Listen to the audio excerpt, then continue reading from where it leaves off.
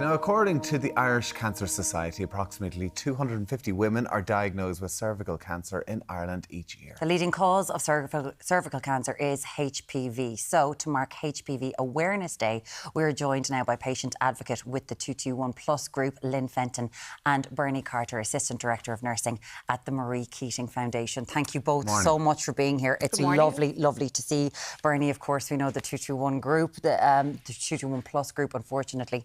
You have had cervical cancer 2015, was it? Yes, yeah, in 2015. And what happened when you were diagnosed? I was diagnosed in 2015 and I had a hysterectomy as a result of that.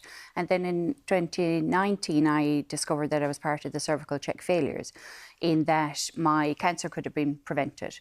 And there wasn't just one opportunity to prevent it, there was 4 opportunities. So there was 4 misread smears. And it was a system that was not fit for purpose. And but since then they have improved it, and there is better governance now, and they've also changed the way that they're testing cervical smear slides, in that they would first of all do a HPV test to see if you're HPV positive, because HPV causes the majority of cervical cancers. 4 misread smear tests. 4 misread smears, yeah. Take us back to that. How did you feel, frustration-wise? It was a very surreal kind of a thing to understand, and it was very difficult to get my head around it. I absolutely did not understand at the time how I was involved in it, because my cancer was caught early. I was very grateful that my cancer was caught early. But I suppose what differentiates me from maybe those other ladies that have unfortunately passed is that I didn't have a reoccurrence of cancer. And that's like rolling a dice, really, to be fair, you know. I was very, very angry, and that my family had been put through, and myself, unnecessarily, the journey that we were on. And it was, I suppose, it set a fire inside me to instead of just getting angry at myself or angry at those around me, it set a fire inside me, okay, to change, to do something to change. How can I help? How can I change this? What can I do?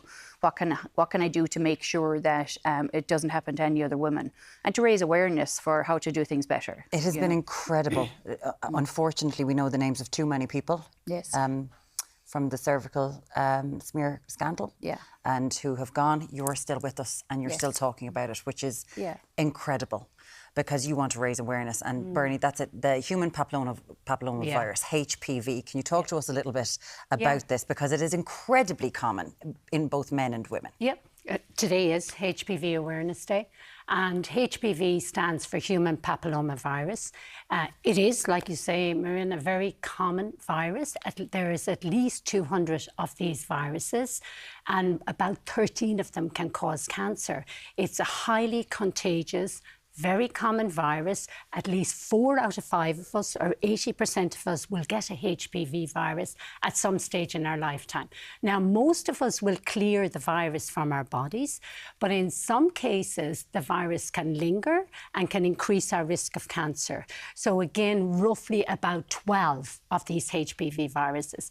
A misconception is a lot of people think it's a virus that causes primarily just cervical cancer, and not just, like Lynn here, I have a sister with cervical cancer.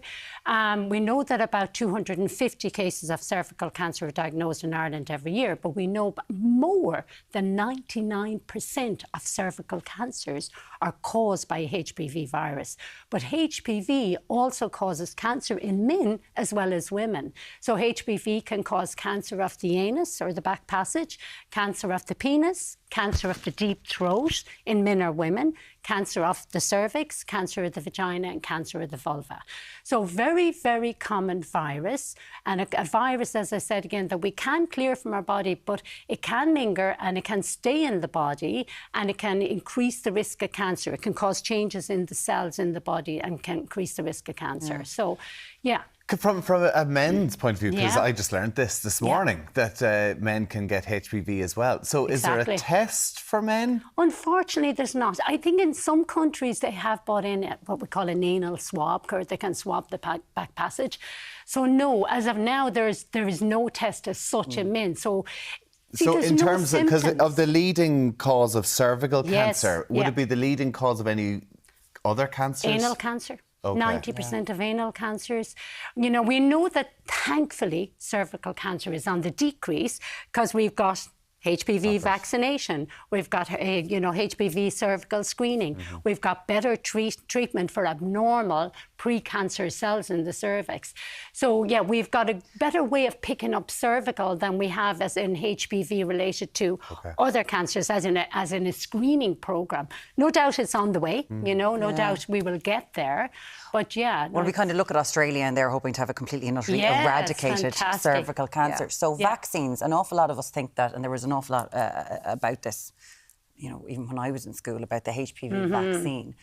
That's not just for children, that's for men and women. Yeah, you can get for everybody. It was in Ireland. We brought in the national vaccination programme was brought into the schools, or introduced into the schools in 2010. Started off with girls, then in 2019 it was extended to the boys and the girls. The ideal is to get vaccinated before becoming sexually active. So the ideal is, you know, at a younger age, but it's trialled and tested up to the age of 45. It is ideally recommended between 9 to 26, you know. It is free in first years in schools in Ireland, but after that, and I must say as well here, it's free for first years, but it's also free for men who have sex with men up to the age of 45. So they would need to contact their sexual health clinic or their GP, and it's free for men and women with the virus that cause AIDS, HIV, up to the age of 26.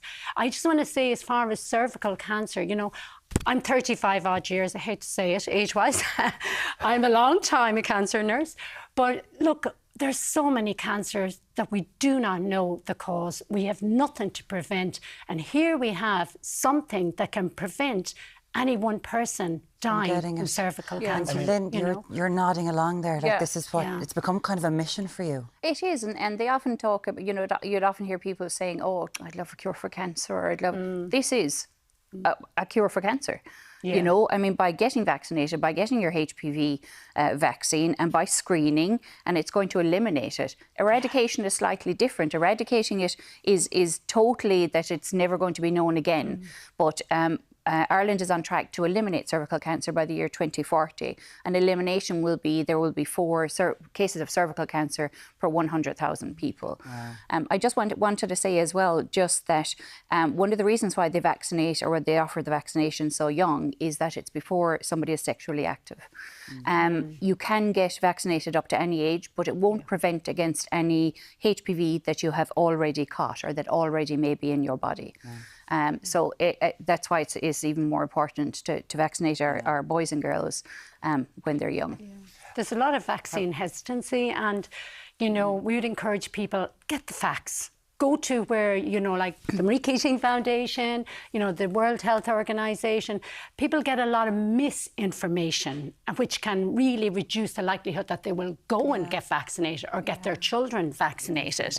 And, you know, like Lynn said, as I said again, I have a sister as well who's gone through that journey of cervical cancer. In my lifetime as a cancer nurse and as a family member, I've seen far too many people die from cancer. And it's within our control now, hopefully before even 2040, because the WHO is hoping, like Australia is on track and Sweden to get there, like hopefully by 2030. But Lynn, you did have to have a hysterectomy. Like, how are you doing? Because you have to, like, you're out there, you're talking about this. Yeah. That's always a question. It's not that I find it hard to answer, but with any cancer journey, when somebody goes through a cancer journey, I would say I'm at present cancer-free. I do not have any cancer. But to say that somebody is all right, I would never say I'm all right, because you live with the effects of cervical cancer and other cancers for the rest of your life. You may have lymphedema, you may have, I mean, there's lots of things that are debilitating for the rest of your life. So I would only just answer that by saying I am cancer-free at the moment. Because there's a lot of hidden things that people just have to live with for the rest of their lives, you know. But you get on with things, and you have to live. You know, I'm very, very grateful to be alive. You know, but I will keep fighting, and I will keep trying to change things and to educate people. And yeah, that in itself is healing for me. Absolutely, and doing a fantastic job on it as well. It's so important on the HPV Awareness Day as well. Bernie Carter from the Marie Keating Foundation, thanks so much for coming in and talking to us. And Lynn Fenton, of course, cancer survivor and, of course, massive advocate for the 221+ group. Thank you. Thank you very much. Thank you so much.